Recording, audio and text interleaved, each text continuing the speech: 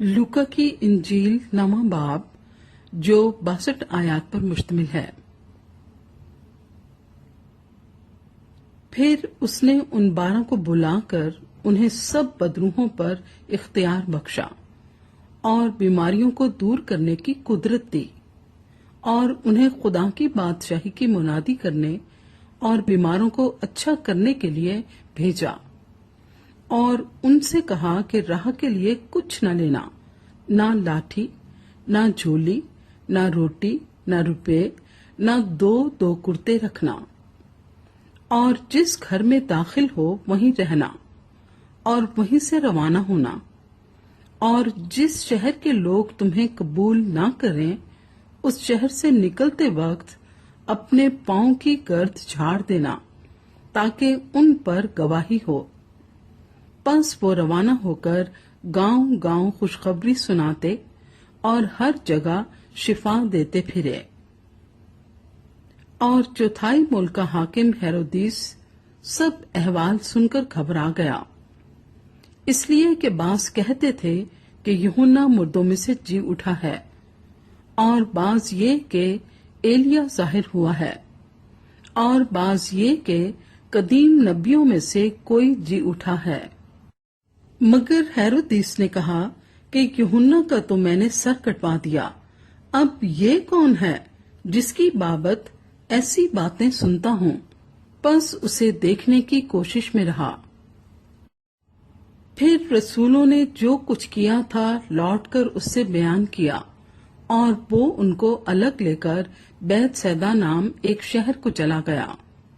ये जानकर भीड़ उसके पीछे गई और वो खुशी के साथ उनसे मिला और उनसे खुदा की बादशाही की बातें करने लगा और जो शिफा पाने के मोहताज थे उन्हें शिफा बख्शी। जब दिन ढलने लगा तो उन 12 ने आकर उससे कहा कि भीड़ को रुखसत कर कि चारों तरफ के गांव और बस्तियों में जा टिकें और खाने की तदबीर करें, क्योंकि हम यहाँ वैरान जगह में हैं। उसने उनसे कहा, तुम ही उन्हें खाने को दो। उन्होंने कहा, हमारे पास सिर्फ 5 रोटियां और 2 मछलियां हैं, मगर हाँ, हम जाकर इन सब लोगों के लिए खाना मोल ले आएं, क्योंकि वो 5000 मर्द के करीब थे। उसने अपने शागिर्दों से कहा कि उनको तखमीनन 50-50 की कतारों में बिठाओ। उन्होंने उसी तरह किया और सबको बिठाया। फिर उसने वो 5 रोटियां और 2 मछलियां ली और आसमान की तरफ देखकर उन पर बरकत बख्शी और तोड़कर अपने शागिर्दों को देता गया कि लोगों के आगे रखें। उन्होंने खाया और सब सेर हो गए और उनके बचे हुए टुकड़ों की 12 टोकरियां उठाई गईं। जब वो तन्हाई में दुआ कर रहा था और शागिर्द उसके पास थे तो ऐसा हुआ कि उसने उनसे पूछा कि लोग मुझे क्या कहते हैं। उन्होंने जवाब में कहा, यूहन्ना बपतिस्मा देने वाला, और बाज एलिया कहते हैं और बाज ये कि कदीम नबियों में से कोई जी उठा है। उसने उनसे कहा, लेकिन तुम मुझे क्या कहते हो? पतरस ने जवाब में कहा कि खुदा का मसीह। उसने उनको ताकीद करके हुक्म दिया कि ये किसी से ना कहना और कहा, जरूर है कि इब्ने आदम बहुत दुख उठाए और बुजुर्ग और सरदार काहिन और फकीह उसे रद्द करें और वो कत्ल किया जाए और तीसरे दिन जी उठे। और उसने सबसे कहा, अगर कोई मेरे पीछे आना चाहे तो अपनी खुदी से इनकार करे और हर रोज अपनी सलीब उठाए और मेरे पीछे हो ले, क्योंकि जो कोई अपनी जान बचाना चाहे वो उसे खोएगा और जो कोई मेरी खातिर अपनी जान खोए वही उसे बचाएगा। और आदमी अगर सारी दुनिया को हासिल करे और अपनी जान को खो दे या उसका नुकसान उठाए तो उसे क्या फायदा होगा। کیونکہ جو کوئی مجھ سے اور میری باتوں سے شرمائے گا، ابن آدم بھی جب اپنے اور اپنے باپ کے اور پاک فرشتوں کے جلال میں آئے گا تو اس سے شرمائے گا۔ لیکن میں تم سے سچ کہتا ہوں کہ ان میں سے جو یہاں کھڑے ہیں، بعض ایسے ہیں کہ جب تک خدا کی بادشاہی کو دیکھ نہ لیں، موت کا مزہ ہرگز نہ چکھیں گے۔ پھر ان باتوں کے کوئی 8 روز بعد ایسا ہوا کہ وہ پطرس اور یوحنا اور یعقوب کو ہمراہ لے کر پہاڑ پر دعا کرنے گیا۔ جب وہ دعا کر رہا تھا تو ایسا ہوا کہ اس کے چہرے کی صورت بدل گئی اور اس کی پوشاک سفید براق ہو گئی، اور دیکھو 2 شخص یعنی موسیٰ اور ایلیا اس سے باتیں کر رہے تھے۔ یہ جلال میں دکھائی دیے اور اس کے انتقال کا ذکر کرتے تھے جو یروشلم میں واقع ہونے کو تھا، مگر پطرس اور اس کے ساتھی نیند میں پڑے تھے، اور جب اچھی طرح بیدار ہوئے تو اس کے جلال کو اور ان 2 شخصوں کو دیکھا جو اس کے ساتھ کھڑے تھے۔ جب وہ اس سے جدا ہونے لگے تو ایسا ہوا کہ پطرس نے یسوع سے کہا، اے استاد، ہمارا یہاں رہنا اچھا ہے، پس ہم 3 ڈیرے بنائیں، ایک تیرے لیے، ایک موسیٰ کے لیے، ایک ایلیا کے لیے۔ لیکن وہ جانتا نہ تھا کہ کیا کہتا ہے۔ وہ یہ کہتا ہی تھا کہ بادل نے آ کر ان پر سایہ کر لیا، اور جب وہ بادل میں گھرنے لگے تو ڈر گئے، اور بادل میں سے ایک آواز آئی کہ یہ میرا برگزیدہ بیٹا ہے، اس کی سنو۔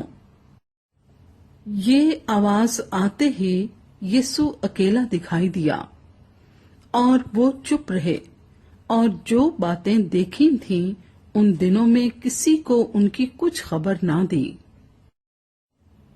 دوسرے دن جب وہ پہاڑ سے اترے تھے تو ایسا ہوا کہ ایک بڑی بھیڑ اس سے آ ملی، اور دیکھو ایک آدمی نے بھیڑ میں سے چلا کر کہا، اے استاد، میں تیری منت کرتا ہوں کہ میرے بیٹے پر نظر کر، کیونکہ وہ میرا اکلوتا ہے، اور دیکھو ایک روح اسے پکڑ لیتی ہے اور وہ یکا یک چیخ اٹھتا ہے اور اس کو ایسا مروڑتی ہے کہ کف پھرلاتا ہے اور اس کو کچل کر مشکل سے چھوڑتی ہے۔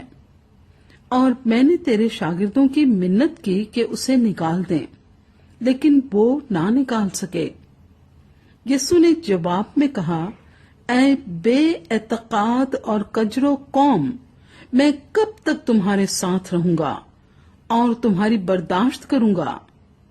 اپنے بیٹے کو یہاں لے آ۔ وہ آتا ہی تھا کہ بدرو نے اسے پٹک کر مروڑا، اور یسوع نے اس ناپاک روح کو جھڑکا اور لڑکے کو اچھا کر کے اس کے باپ کو دے دیا، اور سب لوگ خدا کی شان کو دیکھ کر حیران ہوئے۔ لیکن جس وقت سب لوگ ان سب کاموں پر جو وہ کرتا تھا تعجب کر رہے تھے، اس نے اپنے شاگردوں سے کہا، تمہارے کانوں میں یہ باتیں پڑی رہیں، کیونکہ ابن آدم آدمیوں کے ہاتھ میں حوالے کیے جانے کو ہے۔ لیکن وہ اس بات کو سمجھتے نہ تھے، بلکہ یہ ان سے چھپائی گئی تاکہ اسے معلوم نہ کریں، اور اس بات کی بابت اس سے پوچھتے ہوئے ڈرتے تھے۔ پھر ان میں یہ بحث شروع ہوئی کہ ہم میں سے بڑا کون ہے؟ لیکن یسوع نے ان کے دلوں کا خیال معلوم کر کے ایک بچے کو لیا اور اپنے پاس کھڑا کر کے ان سے کہا، جو کوئی اس بچے کو میرے نام پر قبول کرتا ہے وہ مجھے قبول کرتا ہے، اور جو مجھے قبول کرتا ہے وہ میرے بھیجنے والے کو قبول کرتا ہے، کیونکہ جو تم میں سب سے چھوٹا ہے وہی بڑا ہے۔ یوحنا نے جواب میں کہا، اے استاد، ہم نے ایک شخص کو تیرے نام سے بدروہیں نکالتے دیکھا، اور اس کو منع کرنے لگے کیونکہ وہ ہمارے ساتھ تیری پیروی نہیں کرتا۔ لیکن یسوع نے اس سے کہا کہ اسے منع نہ کرنا، کیونکہ جو تمہارے خلاف نہیں، وہ تمہاری طرف ہے۔